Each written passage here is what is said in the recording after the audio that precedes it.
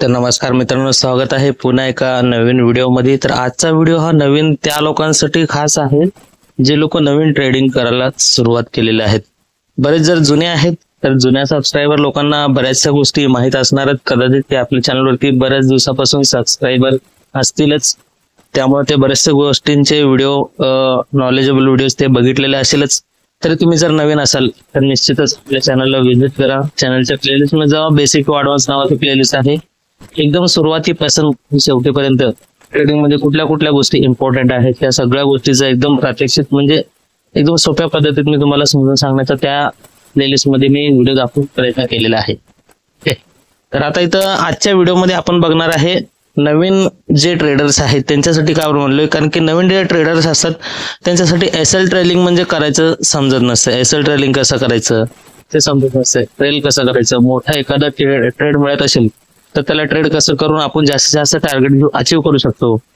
तर त्यासाठी आपण आजच्या व्हिडिओमध्ये बघणार आहे एसएल ट्रेडिंग कसं करायचं। तर एसएल ट्रेडिंग करण्यासाठी सर्वात आधी तर तुम्हाला काय करावं लागेल, सपोर्ट रेजिस्टन्स ड्रॉ करावं लागेल। इथं मी 5 मिनिटाचं टाइम फ्रेम ठेवलेला आहे। तर आपलं टाइम फ्रेम प्रत्येक स्ट्रॅटेजीनुसार वेगवेगळे असू शकते। फक्त इथं मी तुम्हाला एक उदाहरण देण्यासाठी म्हणून एक 5 मिनिटाचा टाइम फ्रेम आणि निफ्टी 50चा एक इंडेक्स चार्ट मी इथं ओपन केलेला आहे। तर या ठिकाणी आपण काय करणार आहे, सर्वात आधी सपोर्ट रेजिस्टन्सचे जे लेवल्स असतात हॉरिझॉन्टल लाईन्स त्याला आपण लेवल्स ड्रॉ करून घेणार आहे। आता सपोर्ट रेजिस्टन्स कसं काढायचं या व्हिडिओमध्ये मी ते दाखवणार नाहीये, कारण की आपला आजचा व्हिडिओ आहे फक्त एसएल ट्रेडिंग कसं करायचं आणि मोठे टार्गेट कसं आपण ट्रेड करू शकतोय, मोठे टार्गेट घेण्याचा प्रयत्न करू शकतोय। तर सपोर्ट रेजिस्टन्स म्हणलं ना, जर तुम्ही नवीन असाल तर आपल्या चॅनलच्या प्लेलिस्ट मध्ये जसं मी तुम्हाला सांगितलंय त्यामध्ये बेसिक टू ॲडव्हान्स नावाचं किंवा तुम्ही आपल्या चॅनलचं नाव सर्च करा आणि त्यासोबतच सपोर्ट रेजिस्टन्स असं टाईप करा।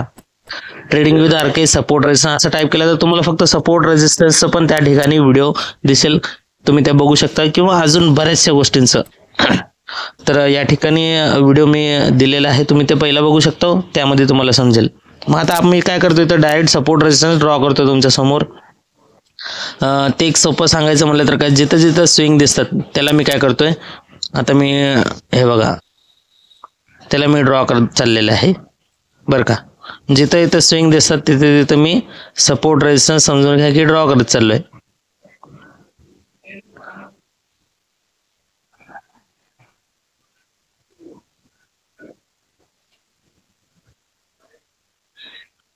आता हे थोडक्यात सांगतो मी, सपोर्ट रेजिस्टन्स का ड्रॉ केलं, इथंच का ड्रॉ केलं हे पण तुम्हाला थोडक्यात सांगतोय, बरोबर आहे। आता जर पहिलं लाईन बघितलं,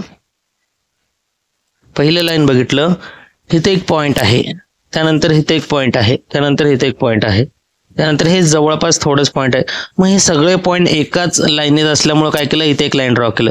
त्यानंतर दुसरं लाईन कशामुळे ड्रॉ केलं, इथं सस्टेन केलंय मार्केट, त्यानंतर इथं सस्टेन केलंय एक 4-5 कॅन्डल, त्यानंतर इथं सस्टेन केलेलं आहे बरोबर, त्यानंतर इथं सस्टेन, मग इथं सस्टेन, मग इथं सस्टेन केलंय। म्हणजे इथं पण एका लाईनीत बऱ्याच वेळा मार्केट थांबलेलं आहे, त्यामुळे इथे एक लाईन ड्रॉ केलं। त्यानंतर इथला एक पॉईंट बघू शकतोय, इथला एक पॉईंट बघू शकतोय, इथं एक पॉईंट, इथं एक पॉईंट, परत इथं पॉईंट, परत इथं पॉईंट। हे असं जेव्हा जेव्हा मार्केटमध्ये लाईन्स एका लाईनीत मार्केट जर जास्त वेळ थांबतंय त्याला स्विंग म्हणू शकतोय, किंवा त्या ठिकाणी एक मार्केट काय करते तिथं सस्टेन करून त्या ठिकाणचं एरिया झोन म्हणजे बनवतंय, एक झोन एरिया बनवतंय।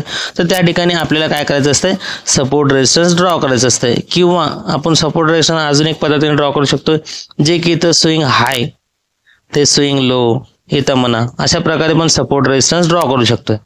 तर हे झालं सपोर्ट रेजिस्टन्स। आता बघा मार्केट इथून पॉइंट सुरुवात झालेला आहे बरोबर का, मार्केटचं पॉइंट इथून सुरुवात झालेलं आहे, तर मार्केट कुठपर्यंत, इथपर्यंत खालीपर्यंत आलेलं आहे।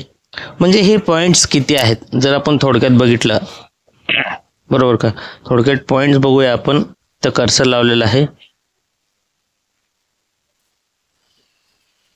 तर साईडला बघू शकता 25,385, आता आपण 25,400 धरूया। 25,400 आलाय कुठून मार्केट इथपर्यंत, 25,600 पासून ते 25,400 पर्यंत बघितलंय तुम्ही इथं, 25,600 पासून जे सुरुवात झालंय 25,400 पर्यंत मार्केट आलेलं आहे. म्हणजे काय 200 पॉईंटचं मुवमेंट मार्केटनं खाली दिलेलं आहे. तर याच्यामध्ये आपल्याला एसएल ट्रेडिंग कसं करायचं आता ते समजून घेऊया आपण थोडक्यात. जर समजा आपण कुठलीही स्ट्रॅटेजी वापरली, मी स्ट्रॅटेजी बद्दल सांगत नाहीये, कुठलीही तुम्ही स्ट्रॅटेजी वापरत असाल त्या स्ट्रॅटेजीमध्ये आपण एसएल ट्रेल कसं करायचं.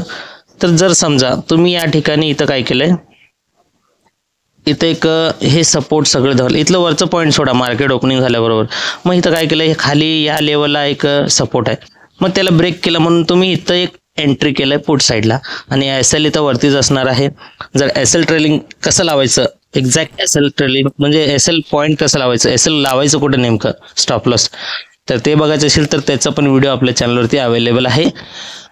परफेक्ट एसएल कसा लावायचं ते पण व्हिडिओ आहे, ते तुम्ही बघू शकता, त्याच्यामध्ये समजेल. तर इथं आपण थोडक्यात बघूया. आपण इथे एक मार्केट सस्टेन केलं म्हणून एक सपोर्ट झोन समजूया, मार्केट ओढून पडलंय खाली, मग इथं आपली एंट्री असणार आहे पुटमध्ये, इथं वरती एसएल लावलंय.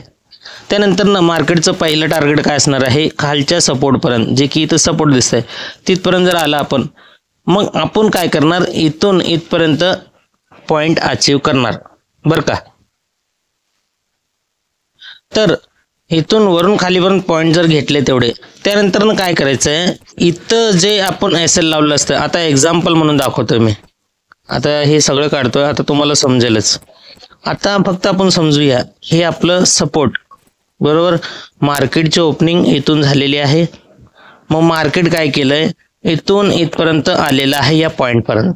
आता या पॉईंटला किती आहे, जर आपण एक बाईंग केलं, जर पुट साईडला बाईंग केलं, त्याचं प्रीमियम आहे 100 रुपये समजूया आपण बरोबर, 100 रुपये आहे. आणि इथं या पॉईंटला जर बघितलं तर इथं 95 रुपयाचं प्रीमियम आहे, ते असणार आपलं 5 रुपयाचं एसएल. हे फक्त तुम्हाला एक मी उदाहरण म्हणून देतोय, 5 रुपयाचं एसएल. मग इथं खालीपर्यंत आपलं पहिलं टार्गेट असणार आहे, तर हे कितीचं असणार आहे, तर 120 रुपयाचं बरोबर. 100 रुपयाला बाईंग केलं, 120 रुपयाचं आपलं टार्गेट असणार आहे आणि 95 रुपये म्हणजे 5 रुपयाचं एसएल असणार आहे. प्रॉफिट 20 रुपयाचं, फक्त एक एक्झाम्पल धरून चालूया बरोबर.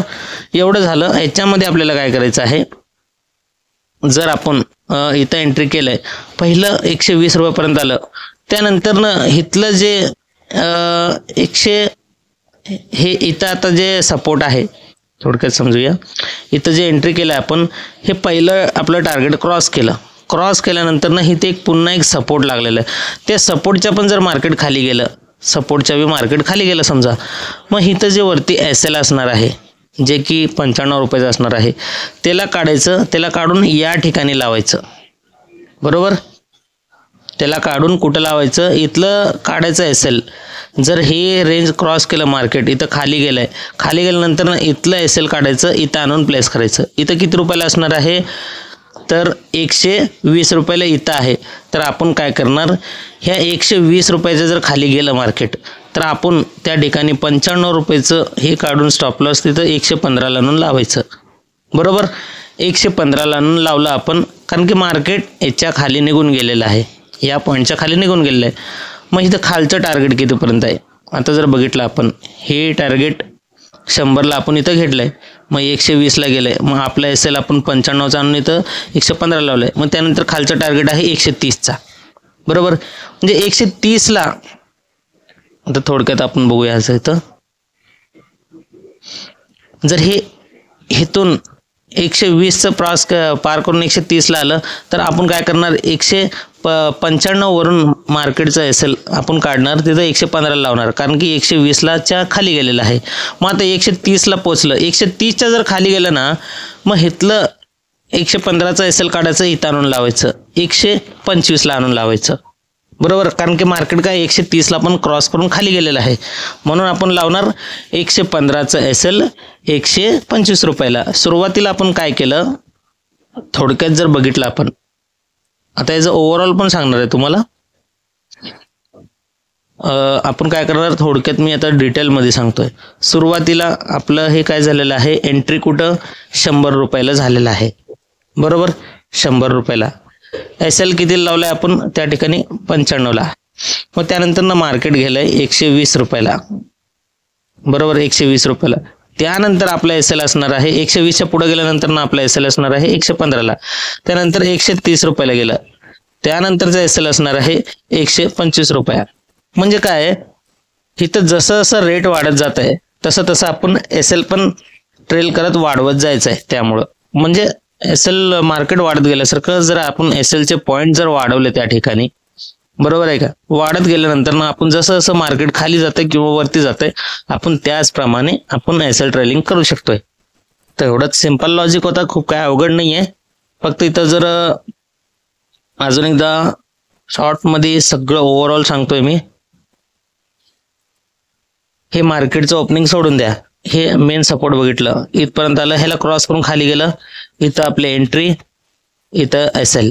त्यानंतर पहिलं टार्गेट क्रॉस करून इथं खाली आलं, इथलं एसएल इथं आणून लावायचं, बरोबर. मग दुसरं टार्गेट क्रॉस करून खाली आलं मार्केट, इथलं एसएल आणून इथं लावायचं या पॉइंटला. मग तिसरं टार्गेट ह्याला पण क्रॉस केलं, इथपर्यंत आलं, हे एसएल काढायचं आहे, इथं आणून लावायचं आहे खाली. अशा प्रकारे आपण एसएल ट्रेल करू शकतोय. सिंपल आहे. एक एक सपोर्ट किंवा एक एक रेजिस्टन्स जर मार्केट जसं जसं ब्रेक करत जात आहे, आपला एसएल पण त्याप्रमाणे त्याच्या पाठीमागं ट्रेल करत जायचं आहे, म्हणजे वाढवत जायचं आहे. बस एवढं सिंपल लॉजिक होतं. कुठले काय अवघड वगैरे नाही आहे. इंडिकेटर आपण वापरलेलं नाही आहे. ॲज इट इज जसं आहे तसं चार्टवरती आपण बघितलेलं आहे. बाकी तुम्हाला कसा व्हिडिओ वाटला, तर व्हिडिओ आवडला असेल तर व्हिडिओला एक लाईक मात्र नक्कीच करा आणि चॅनलला सबस्क्राईब करून ठेवा जर केलेलं नसेल तर. येणारे पुढचे व्हिडिओ अशाच प्रकारचे एकदम साध्या सोप्या पद्धतीचे तुमच्यासाठीच मी आणत राहणार आहे. चला मग भेटूया पुढच्या एका नवीन टॉपिकसोबत एका नवीन व्हिडिओमध्ये. तोपर्यंत नमस्कार.